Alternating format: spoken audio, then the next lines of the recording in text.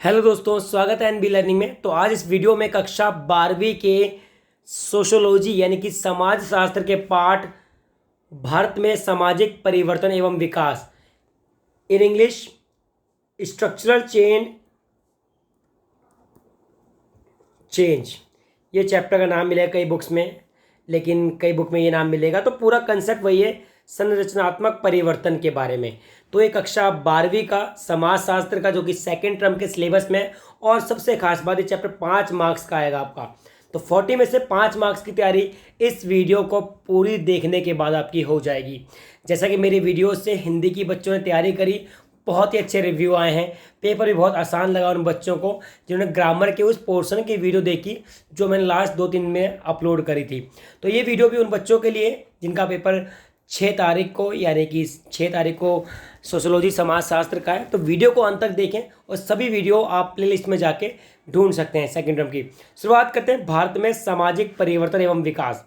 तो सबसे पहले सामाजिक परिवर्तन का मतलब क्या होता है? समाज में होने वाले बदलाव को सामाजिक परिवर्तन कहते हैं। एक सीधा सा उदाहरण देता हूँ। कोरोना से पहले जो ज़िंदगी थी वो कुछ और थी, और कोरोना के बाद ज़िंदगी कुछ और है। यानी मास्क लगाने लग गए लोग, तो ये क्या है? सामाजिक परिवर्तन है। एवं विकास, समय के साथ आगे बढ़ने को विकास कहते हैं। तो चैप्टर को ध्यान से सुनना, आप हर एक शब्द को ध्यान से सुनना। उसको सुनने के बाद आप जो इस पाठ के प्रश्न हैं उनके उत्तर आप स्वयं देने लग जाओगे। तो टॉपिक और लेसन का नाम सेम है कि संरचनात्मक परिवर्तन। संरचनात्मक का एक और अर्थ है कि बनावट, संरचना। यह आपने 9वीं 10वीं में साइंस में पढ़ा होगा, संरचना। ठीक है, इसको सिंपल भाषा में बनावट कहते हैं। तो संरचनात्मक का अर्थ है बनावट। तो समाज में आने वाले, देख रहे हो ध्यान से, कि समाज में आने वाले परिवर्तन जो समाज की संरचना में परिवर्तन लाते हैं। ठीक है, समाज में आने वाले बदलाव, हम सिंपल भाषा में बोलेंगे कि समाज में आने वाले बदलाव जो समाज की बनावट में परिवर्तन लाते हैं, संरचनात्मक परिवर्तन कहलाते हैं। याद रहेगा कि समाज में आने वाले, इसको चेंज करो, यहाँ पे बदल दो बदलाव। समाज में आने वाले बदलाव जो समाज की संरचना में यानी समाज की बनावट में परिवर्तन लाते हैं, उसे संरचनात्मक परिवर्तन कहते हैं।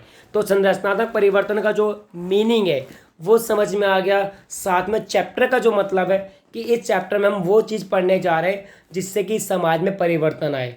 जैसे कोरोना का एग्जाम्पल आपको दिया, आपको बहुत ही सरल शब्दों में समझ में आया। एक और नया वर्ड है उपनिवेशवाद। परीक्षा में प्रश्न आते हैं उपनिवेशवाद से। आप कक्षा 8वीं से उपनिवेशवाद हिस्ट्री की बुक में पढ़ते आ रहे हो। तो उपनिवेशवाद क्या है बेटा, ध्यान से समझना है कि एक स्तर पर यानी एक लेवल पर जब एक देश द्वारा दूसरे देश पर शासन, जब एक देश दूसरे देश पर शासन करता है उसे उपनिवेशवाद माना जाता है। तो जैसे भारत उपनिवेशवाद रहा है किसका? ब्रिटेन का। उपनिवेश का एक और अर्थ है कि सामाजिक आर्थिक रूप से उस देश की संसाधनों को अपनाना, हासिल कर लेना। अब जो यूक्रेन और रूस का युद्ध चल रहा है बेटा, वो भी तो उपनिवेशवाद का एक उदाहरण ही है। भाई यूक्रेन हार जाएगा तो रूस उसको अपने अंडर में मिला लेगा। आपने कक्षा 12वीं इतिहास में पढ़ा कि सोवियत संघ का ही पार्ट था यूक्रेन। ठीक है, जो 1991 विघटन होकर अलग से रूस बना और आपका यूक्रेन बना। तो यही उपनिवेशवाद है कि जब एक देश दूसरे देश पर शासन करता है, उपनिवेशवाद कहलाता है। भारत में यह शासन किसी अन्य शासन से अधिक प्रभावशाली रहा। उपनिवेशवाद ने सामाजिक संरचना, संस्कृति में परिवर्तनों को दिशा दी एवं उन पर अनेक प्रभाव डाले। लेकिन भारत में उपनिवेशवाद के फायदे भी हुए, नुकसान भी हुए। क्या फ़ायदे हुए? जो आज हम टेलीफोन पे बात कर रहे हैं, जो हमारे टेलीग्राम है, जो आईएएस आईपीएस की नौकरी है, वो कौन दे के गया है? ब्रिटिश लोग लेकर गए हैं। नुकसान क्या हुआ कि जो गरीब किसान थे वो गरीब हो गए हैं, अमीर किसान जो चापलूसी करते थे वो रईस हो गए हैं। बस ये फ़ायदा है, ये नुकसान। तो भारत में उपनिवेशवाद से बहुत सारे परिवर्तन हुए। कौन कौन से? एक तो सामाजिक परिवर्तन हुए, सामाजिक, अब सिंगल परिवार में लोग रहते हैं। एक सांस्कृतिक परिवर्तन हुए। एक अगला चैप्टर भी बेटा सांस्कृतिक परिवर्तन हुए, 5 नंबर का आ रहा है, उसको बाद में समझाऊंगा। सांस्कृतिक परिवर्तन क्या हुए? पहले हम हाथ जोड़ के नमस्ते किया करते थे, आज व्हाट्सएप पे हेलो आया करते हैं। सर को भी आज हम प्रणाम की जगह नमस्ते गुड मॉर्निंग कहकर पुकारते हैं। तो ये सब क्या है, ये उपनिवेशवाद के सामाजिक और सांस्कृतिक परिवर्तन। ठीक है, हालांकि उपनिवेशवाद के बहुत सारे परिवर्तन होते हैं। उपनिवेशवाद ने राजनीतिक, आर्थिक, सामाजिक संरचना में नवीन परिवर्तन किए हैं। तो किस किस फील्ड में? राजनीतिक मतलब क्या होता है बेटा? सरकार का कामकाज। हमारे यहाँ जो सुप्रीम कोर्ट है या संसद है या राष्ट्रपति भवन है, कौन बना के गए हैं? ब्रिटिश लोग बना के गए हैं। और आपको तो पता होगा कि भारत में संसदीय प्रणाली है वो ब्रिटिश की देन है। किसकी देन है? ब्रिटिश की। तो उपनिवेशवाद ने कौन कौन से परिवर्तन किए? अगर परीक्षा में प्रश्न आता है 2 नंबर का कि उपनिवेशवाद के 2 परिवर्तनों के बताओ, तो राजनीतिक दृष्टि से अनेक परिवर्तन हुए, आर्थिक दृष्टि से बहुत परिवर्तन हुए, एवं सामाजिक संरचना, समाज की बनावट में भी बहुत नए परिवर्तन हुए हैं। और सबसे महत्वपूर्ण औद्योगिक नवीकरण। तो ये भी आता है कि उपनिवेशवाद के 2 महत्वपूर्ण परिवर्तन बताओ। तो उपनिवेशवाद के 2 महत्वपूर्ण परिवर्तन कौन है बेटा? 1 नंबर 1 औद्योगिकरण है, ये रहा औद्योगिकरण आपका, और नंबर 2 क्या है? नगरीकरण। तो ये उपनिवेशवाद के या यूँ कहेंगे भारत के समाज में जो मुख्य संरचनात्मक परिवर्तन है वो कौन कौन से हैं? औद्योगिकरण और नगरीकरण। जो दिल्ली या कोई बड़े सिटी में रहते हैं उनको पता होगा दोनों का अर्थ। औद्योगिकरण का मतलब बड़े पैमाने पर कारखाने, फैक्ट्रियों का निर्माण या बड़े पैमाने पर उत्पादन। और नगरीकरण का है कि गांव की जिंदगी छोड़ के नगरों जैसा जीवन व्यतीत करना। तो ये उपनिवेशवाद ने भी दिया है। साथ में जो भारतीय समाज में परिवर्तन आए वो 2 हैं, औद्योगिकरण और नगरीकरण। आगे बढ़ते हैं। तो तीसरा पॉइंट महत्वपूर्ण है। अगर देखो पॉइंट आपको समझ में आने लग गए होंगे। चैप्टर का नाम क्या है बेटा? भारत में सामाजिक परिवर्तन। समाज में क्या क्या परिवर्तन हुए? आपको अच्छा उदाहरण दिया मैंने कोरोना का। उसके बाद संरचनात्मक परिवर्तन का मतलब बनावट में क्या परिवर्तन हुआ। इसका अर्थ आपको समझ में आ गया कि समाज में होने वाले बदलाव जिससे समाज की बनावट में परिवर्तन आते हैं। उपनिवेशवाद का अर्थ आपको समझ में आ गया कि जब एक देश दूसरे देश के संसाधनों पर कब्जा कर लेता है, उसमें राजनीतिक, आर्थिक, सांस्कृतिक परिवर्तन ला देता है। क्या बोला मैंने? जब एक देश दूसरे देश पर कब्जा कर लेता है उनके संसाधनों पर, और वहाँ पर सामाजिक, राजनीतिक, आर्थिक परिवर्तन ला देता है। ठीक है, तो उपनिवेशवाद का भारत पे क्या प्रभाव पड़ा? तो अच्छे प्रभाव भी पड़े, बुरे प्रभाव, जो कि बता चुका हूँ। अच्छे प्रभाव क्या क्या है? आप जो अंग्रेजी शिक्षा पढ़ रहे हो वो अच्छा प्रभाव है। ठीक है, बुरा प्रभाव क्या है कि भाई औद्योगिकरण, नगरीकरण से बहुत प्रदूषण हुआ है, ये भी आप लिख सकते हो। तो 3-4 जितने भी महत्वपूर्ण, क्योंकि अधिकतम 4 अंक का प्रश्न आएगा, तो 4 पॉइंट आपको याद करने। ये किसके पॉइंट हैं? ये है औपनिवेशवाद का भारतीय समाज पर प्रभाव। तो पहला प्रभाव ध्यान से देंगे कि भारत में आधुनिक विचार संस्थाएं औपनिवेशिक काल की देन है। जो भारत में जो आधुनिक विचार, यानी कि जो हम अंग्रेजी बोलते हैं, जो नेट पे सर्च करते हैं, जो इंटरनेट का प्रयोग कर रहे हैं, वो क्या है? ये विचार ही तो हैं। तो भारत में आधुनिक विचार एवं संस्थाएं औपनिवेशिक काल की देन है। किसकी देन है बेटा? औपनिवेशिक काल। अगर अंग्रेज लोग नहीं आए होते तो आज हम अंग्रेजी नहीं पढ़ रहे होते, और अंग्रेजी नहीं पढ़ रहे होते तो हम वर्ल्ड से कनेक्ट नहीं हो पाते। ठीक है, हमारे देश की संसदीय विधि, शिक्षा व्यवस्था, ये सब ब्रिटिश यानी अंग्रेजों के फॉर्मेट से, प्रारूप मतलब फॉर्मेट होता है बेटा, और प्रतिमानों पर आधारित है। तो हमारे देश में संसद प्रणाली यानी कि राजनीतिक प्रणाली, शिक्षा व्यवस्था, विचार संस्थाएं सब किससे प्रभावित है? ब्रिटिश से। तो ये प्लस पॉइंट है कि भारत में आधुनिक विचार और संस्थाएं।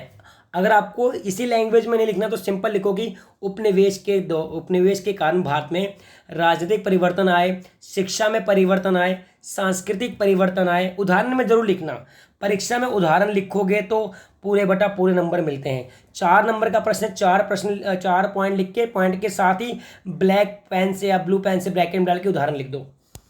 सड़कों पर बाएं चलना, ब्रेड आमलेट, कटलेट जैसे खाने की चीज़ें इस्तेमाल करना, नेक टाई पोशाक पहनना, अंग्रेजी भाषा का प्रयोग करना। तो किसका ये उपनिवेशवाद का प्रभाव है। तो हम लिख सकते हैं, हम जो अंग्रेजी बोलते हैं उपनिवेशवाद का प्रभाव है।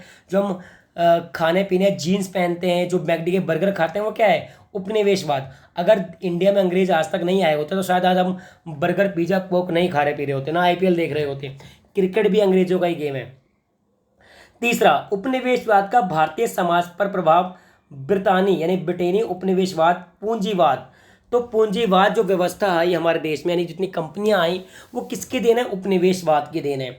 इसने आर्थिक व्यवस्था में बड़े पैमाने पर हस्तक्षेप किया है, जिसके कारण मजबूती भी मिली है। वस्तुओं की उत्पादन प्रणाली एवं वितरण के तरीके बदल गए हैं। आज अब घर बैठे ऑनलाइन हर चीज़ मंगवा सकते हो। वो किसका है? उपनिवेशवाद का। ये सोच कहाँ से आई? ये पश्चिम से आई। पश्चिम मतलब विदेशी यूरोपीय कंट्रियों से। जंगल काटकर चाय की खेती की शुरुआत की, जंगलों को नियंत्रित किया और अनेक कानून बनाए गए।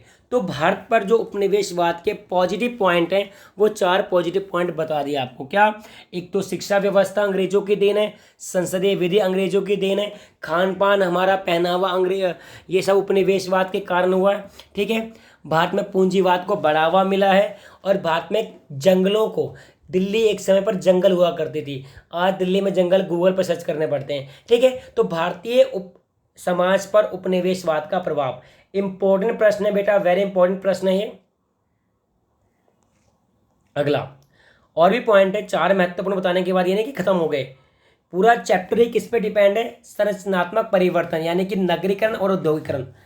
उपनिवेशवाद के दौरान लोगों का आवागमन बढ़ा, आना जाना बढ़ा। डॉक्टर व वकील मुख्यतः बंगाल मद्रास से चुनकर देश के विभिन्न भागों में सेवा करने के लिए भेजे गए। पहले मुख्यतः डॉक्टर वकील साउथ के हुआ करते थे। तो उपनिवेशवाद ने, देखो ट्रेन का आविष्कार अंग्रेजों ने किया अपने के लिए, कच्चे माल के लिए। लेकिन हम ट्रेनों की सहायता से अपने गांव जा सकते हैं, गांव से दिल्ली आ सकते हैं, किसी भी शहर में जा सकते हैं। तो उपनिवेशवाद के दौरान लोगों का आवागमन बढ़ा। ठीक है। व्यवसायियों का आवागमन बढ़ा, यानी व्यवसायी लोग आए, जो व्यापारी लोग हैं। ये भारत तक सीमित न रहकर एशिया, अफ्रीका, उपनिवेश तक बढ़ गया।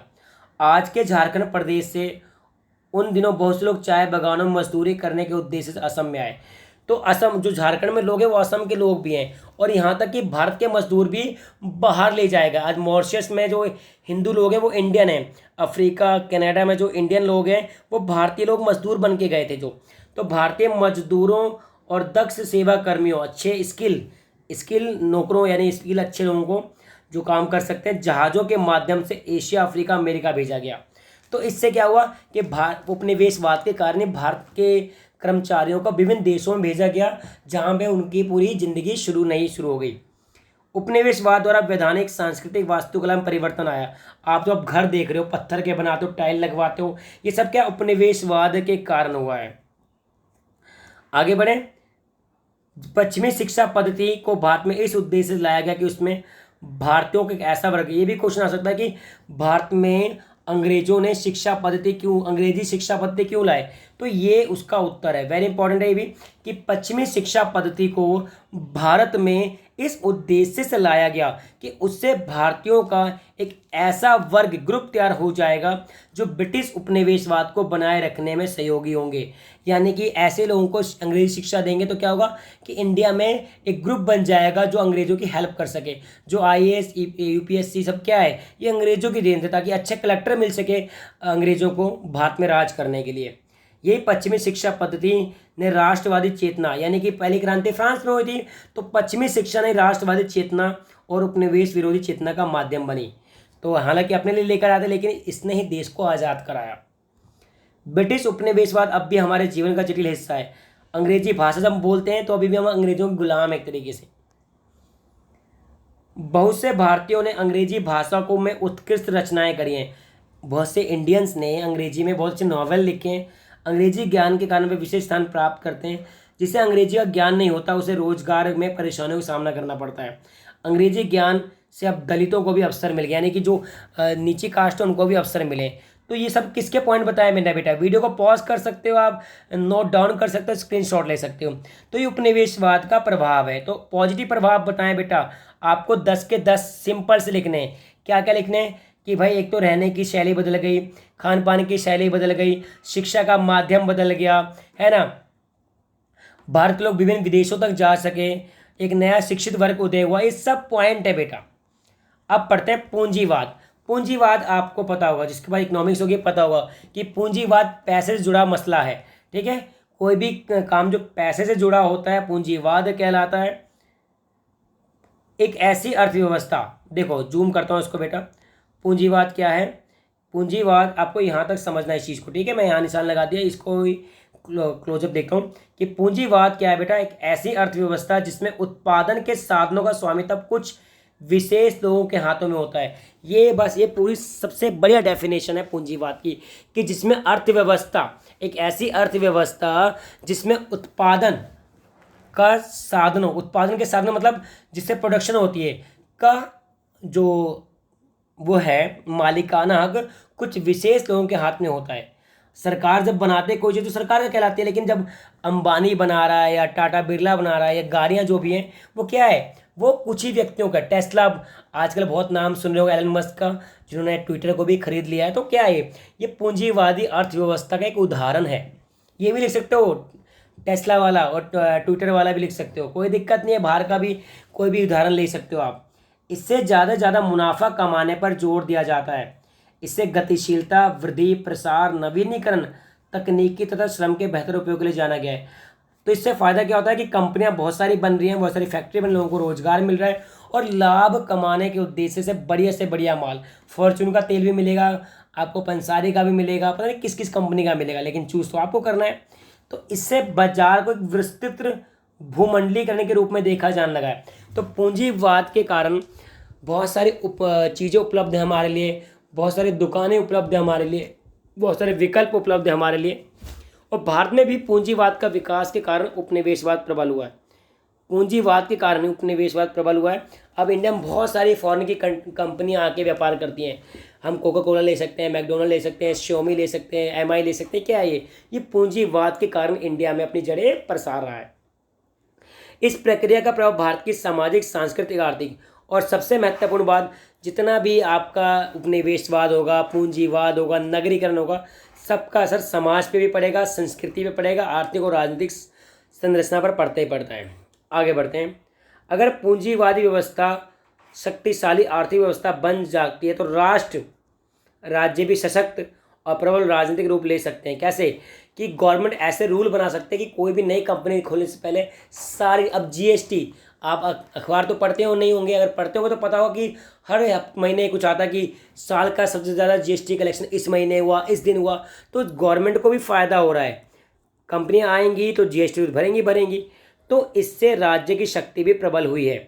और औद्योगिकरण के कारण नए सामाजिक समूह का विकास हुआ है। नए सामाजिक समूह मतलब व्यापारी वर्ग का, ठीक है, बिजनेसमैन का, ये सब नए सामाजिक समूह। तो सामाजिक परिवर्तन ही है एक तरीके से, ठीक है।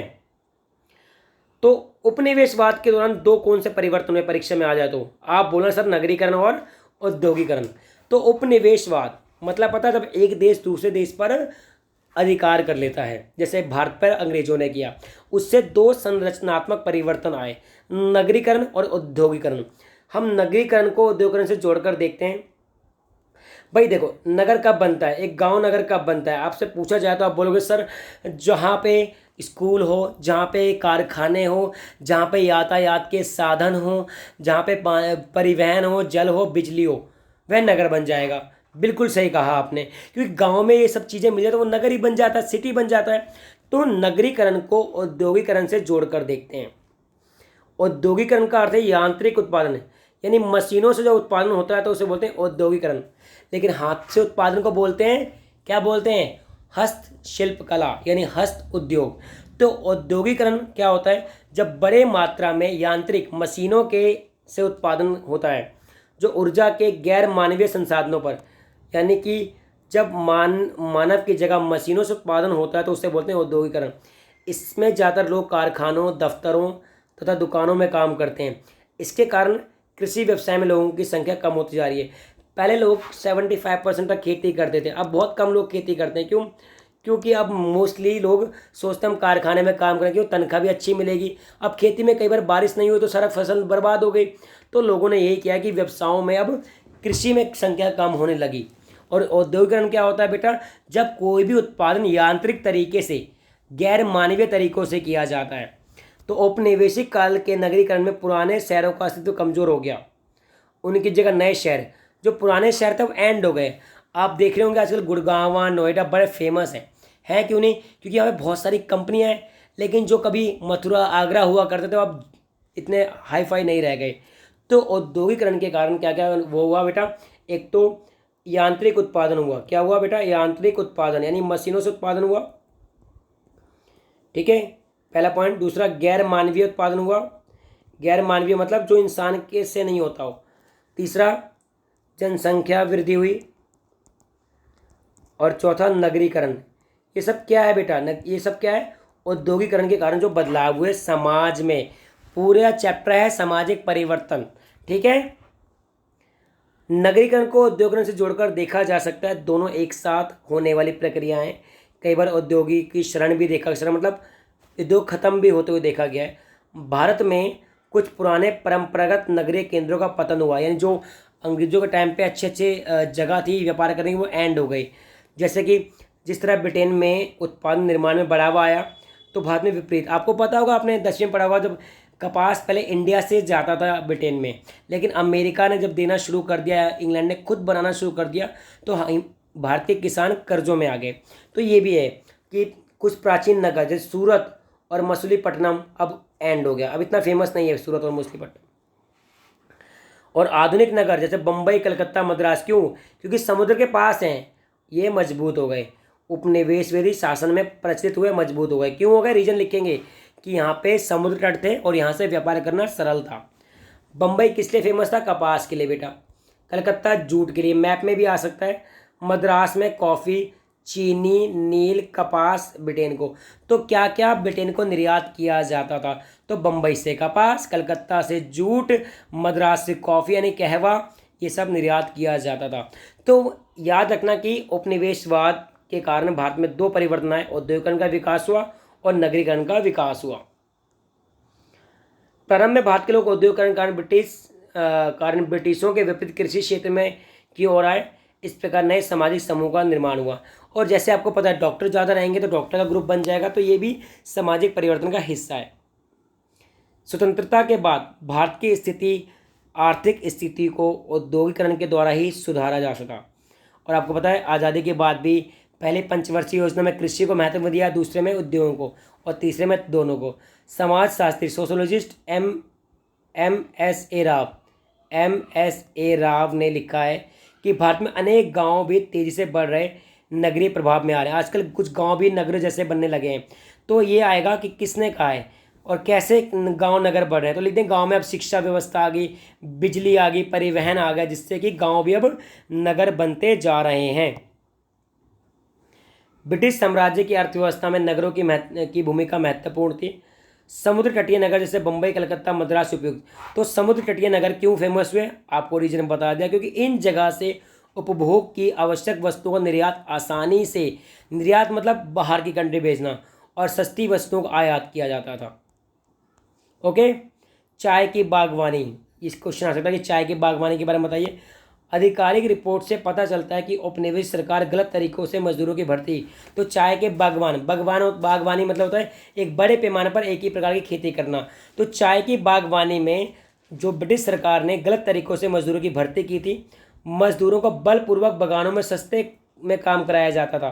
तो ये भी क्वेश्चन आ सकता है कि चाय की बागवानी मजदूरों के साथ कैसा व्यवहार किया जाता था। तो आप लिखो कि मजदूरों का बलपूर्वक बागानों में काम कराया जाता था, इससे बागान मालिकों को फ़ायदा मिलता था और मजदूरों का शोषण होता था। बागान के मालिक अंग्रेज और उनकी मेम विशाल बंगलों में रहते थे, यानी बागानों के जो मालिक थे अंग्रेज और उनकी मेमें विशाल बंगलों में रहते थे। सारा ज़रूरत का सामान उनके पास मौजूद था। तो गांव के जो कृषक लोग थे या गरीब लोग थे, बड़ी बेकार ज़िंदगी, जैसे लगान मूवी देख सकते हो, उससे समझ जाओगे आप, है ना। बाकी क्लियर हो गया कि जो बागान के मालिक थे वो ऐश की ज़िंदगी बिताते और जो मजदूर थे बेचारे शोषक की ज़िंदगी बिताते। स्वतंत्र भारत में औद्योगिकरण, हमने अभी तक ब्रिटिश के टाइम में पढ़ा कि क्या क्या परिवर्तन हुआ। अब स्वतंत्र भारत में क्या क्या हुआ उसके बारे में पढ़ेंगे। तो औद्योगिकरण को स्वतंत्र भारत में सक्रिय तौर पर बढ़ावा मिला। आज भी बहुत सारी कंपनियां हमारे देश में, और एक से बढ़कर एक टॉप की कंपनियां हैं। तो औद्योगिकरण को आज़ाद भारत ने बहुत बढ़ावा दिया। स्वदेशी आंदोलन ने भारत की राष्ट्रीय अर्थव्यवस्था के प्रति निष्ठा को, देशी कंपनियां, जगुआर भारत की कंपनी है, टाटा भारत की कंपनी है, तो इन्होंने भी बहुत धूम मचा रखी है। तो स्वदेशी आंदोलन ने भारत की राष्ट्रीय अर्थव्यवस्था के प्रति निष्ठा को, इन लोगों में देश के प्रति, हम इसका एग्जाम्पल लिख सकते हैं कि भारत में बहुत सारी कंपनियों ने देश का नाम रोशन किया है। तीव्र यानी तेज और वृहद बड़े औद्योगिकरण के द्वारा आर्थिक स्थिति में सुधार आया है। अब काम के घंटे फिक्स कर दिए गए, सैलरी बढ़ा दी गई है। तो ये भी कहेंगे स्वतंत्र भारत में औद्योगिकरण को कैसे बढ़ावा दिया गया है। भारी मशीनीकृत उद्योगों का विकास हुआ है, यानी बड़ी बड़ी मशीनों वाले उद्योगों का विकास हुआ है। आज कई मिनटों में कई गाड़ियां बन जाती हैं। इन्हें बनाने वाले उद्योग पब्लिक सेक्टर के विस्तार और बड़े कोऑपरेटिव सेक्टर को महत्वपूर्ण।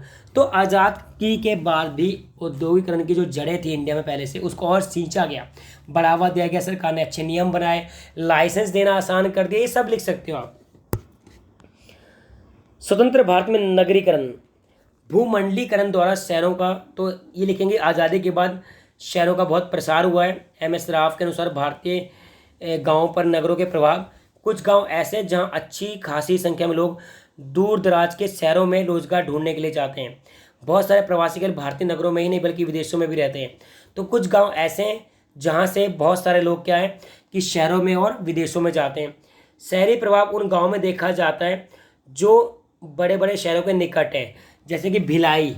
मान लो एक नोएडा के आसपास के जो गांव है, जेवर जैसे एयरपोर्ट बन रहा है, उसके आसपास का जो गांव है बड़ा फेमस हो गया। जो IGI एयरपोर्ट है, पालम हवाई अड्डा, वो भी बड़ा फेमस हो गया। तो गांव जो शहरों के आसपास है उनका बहुत अधिक विस्तार हुआ। महानगरों का उद्भव हुआ। पहले नगर थे, अब महानगर। दिल्ली एक महानगर है, मुंबई एक महानगर है, करोड़ों में जनसंख्या यहाँ पे। विकास तीसरे प्रकार का शहरी प्रभाव है जिससे निकटवर्ती गांव प्रभावित हुए। ठीक है, महानगरों का प्रभाव हुआ और गांव पूरी तरह से नगर बन गए। दिल्ली में बहुत सारे गांव हैं, लेकिन आप देखोगे तो नगरों से बढ़िया बढ़िया घर बने वहाँ पे, है ना। तो इस तरीके से तो आपको आज़ादी से पहले जो नगरीकरण था वो बताना है। ठीक है, आज़ादी से पहले जो औद्योगिकरण था वो बताना है और आज़ादी के बाद बताना है।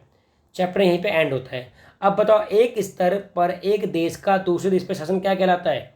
क्या कहलाता है बेटा? कमेंट करके बताओ। उपनिवेशवाद। ठीक है, उपनिवेशवाद के दौरान मुख्य संरचनात्मक परिवर्तन कौन कौन से हुए? बताओ। 2 परिवर्तन हुए थे ना बेटा, एक नगरीकरण, एक उद्योगीकरण। Very good. कौन सी अर्थव्यवस्था है जिसमें उत्पादन के साधनों का स्वामित्व कुछ विशेष लोगों के हाथों में होता है? वीडियो अगर ध्यान से देखिए आपने तो उत्तर आप मेरे बोलने से पहले बता सकते हो, वो है पूंजीवाद। और कौन सी प्रक्रिया, दोनों प्रक्रियाएं जुड़ी हुई हैं, उद्योगीकरण व नगरीकरण दोनों जुड़ी हुई प्रक्रियाएं हैं। बागानों के मालिक कौन थे बेटा? अंग्रेज लोग थे। ठीक है, अब सही गलत बताना है। औपनिवेशिक सरकार, अंगूर ने किसकी बागवानी? चाय की बागवानी। Very good. बागानों के मालिक अंग्रेज, उनकी मैम दयनीय है? नहीं, अच्छी खासी, शौक वाली। भारत में सड़कों पर बाएं चलना, ब्रेड ऑमलेट खाना, नेक टाई पहनना उपनिवेशवाद का हिस्सा है बेटा, है। ठीक है, आप समझ गए होंगे। अब प्रश्नों पर आते हैं। एक और चीज़ कि ब्रिटिश साम्राज्य की अर्थव्यवस्था में किन नगरों ने महत्वपूर्ण भूमिका निभाई? तो तीनों नगरों ने। MS राव गांव के बारे में उन्होंने लिखा है बेटा। और जो प्रश्न है 2 अंक के, कि अंग्रेजी भाषा ने हमारे समाज पर क्या प्रभाव डाला? कि अंग्रेजी भाषा के द्वारा हमें नौकरी प्राप्त करना आसान हो गया, नंबर 1। दूसरा, हम विदेशों में भी नौकरी कर सकते हैं, विदेशों में भी रोजगार प्राप्त कर सकते हैं। ठीक है, विदेशों में रोजगार मिल जाता है और देश में भी रोजगार मिल जाता है। उपनिवेशवाद क्या है? जब एक देश दूसरे देश पर अधिकार कर लेता है और वहाँ पे आर्थिक संसाधनों का शोषण करता है। पाश्चात्य शिक्षा प्रणाली में भारत में क्या प्रभाव पड़ा? भारत के लोग विदेशों में जाने लगे। भारत में राष्ट्रवाद की भावना का विकास हुआ। तो लिख देता हूँ क्या क्या फायदा हुआ तीसरे प्रश्न का। राष्ट्रवाद का विकास हुआ, राष्ट्रवाद का। ज्ञान का विकास हुआ, ज्ञान का विकास हुआ। ठीक है, और नगरीकरण का विकास हुआ। और भी लिख सकते हो, लोगों में जागरूकता आई। पूंजीवाद किसे कहते हैं? जब ऐसा व्यवस्था जहाँ पे उत्पादन के साधनों पर कुछ व्यक्तियों का स्वामित्व होता है या एक व्यक्ति का स्वामित्व होता है। ठीक है, अब सब उत्तर आपको आ रहे होंगे। शहरीकरण की परिभाषा बता दी। उद्योगीकरण क्या होता है? जब उत्पादन का कार्य यांत्रिक विधि से किया जाता है। और शहरीकरण जब बहुत सारे लोग खेती को छोड़ के अन्य जीविका करते हैं और जनसंख्या ज़्यादा होती है, वो शहर कहलाता है। ठीक है, औद्योगिक शरण क्या है? कई जगहों पे उद्योग नष्ट हो गए हैं, उसे औद्योगिक शरण कहते हैं। चलो भाई 4 नंबर का, ये देखो CBSE में आ रखा 2018 में। उपनिवेशवाद ने हमारे जीवन को कैसे प्रभाव किया? नंबर 1, खान पान के तरीकों में बदलाव कर दिया है, रहन सहन में बदलाव कर दिया है, हमारे विचार सोच में बदलाव किया है, शिक्षा पद्धति में बदलाव किया है है ना। और कर सकते हैं भारत के लोग अब विदेशों में यात्रा करने लग गए हैं, विदेशों में नौकरी करने लग गए हैं, ये सब। उपनिवेशवाद का लोगों में आवागमन बढ़ गया। कैसे बढ़ गया बेटा? कि लोग रोजगार की तलाश में गांव से शहरों में आ गए, है ना। दूसरा, भारत के लोग और अधिक पैसे के लालच में बाहर विदेशों में नौकरी करने लगे, अच्छी ज़िंदगी जीने के लिए बाहर बसने लग गए। बाहर की कंपनियां इंडिया में बिजनेस करती हैं, ये सब लिख दोगे आप, ठीक है। तो ये अनसीन पैसेज देखो, ये भी आ सकता है परीक्षा में, ये पूरा पैसेज आएगा, पूंजीवाद किसे कहता है। तो आपको मैंने चैप्टर पूरा समझा दिया मैंने। और कमेंट करके जरूर बताएं वीडियो कैसी लगी। बहुत जल्द मैं इसकी दूसरी वीडियो लेकर आऊँगा। ये 2 प्रश्न हैं 6 नंबर के, तो नगरीकरण औद्योगिकरण यही आएगा जो परीक्षा में आएगा टॉपिक में से, कि कैसे संबंध है, कि अगर उद्योग बढ़ेंगे तो लोग आएंगे, लोग आएंगे तो पॉपुलेशन बढ़ेगी, और स्कूल बनेगा, फिर परिवहन के साधन बढ़ेंगे, बिजली का उत्पादन होगा, तो कुल मिला के दोनों का आपस में संबंध है, ठीक है। तो नेक्स्ट वीडियो में मैं आपको सांस्कृतिक परिवर्तन बताऊंगा। तो वीडियो कैसी लगी कमेंट करके जरूर बताएं, और एनबी लर्निंग से जुड़े रहे। हमारी कोशिश है कि आप अच्छे अंकों से कक्षा 12वीं उत्तीर्ण करें और COET की परीक्षा में भी उत्तीर्ण करें। धन्यवाद।